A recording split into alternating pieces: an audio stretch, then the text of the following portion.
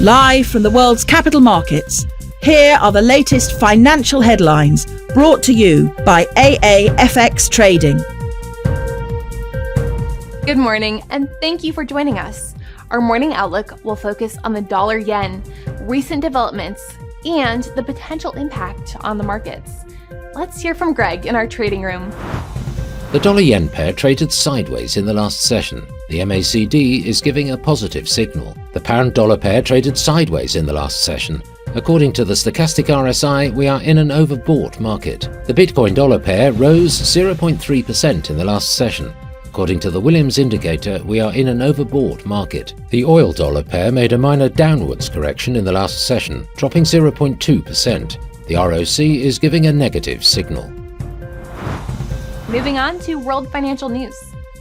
The rally in US stocks faces an important test next week with earnings from chip-making giant Nvidia, whose blistering run has powered markets throughout 2024.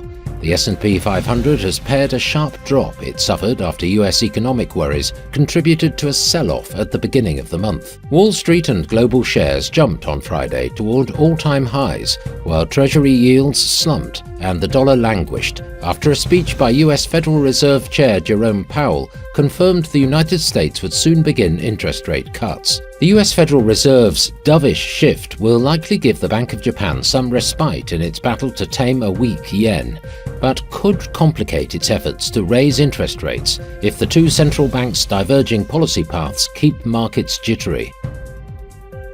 Thank you.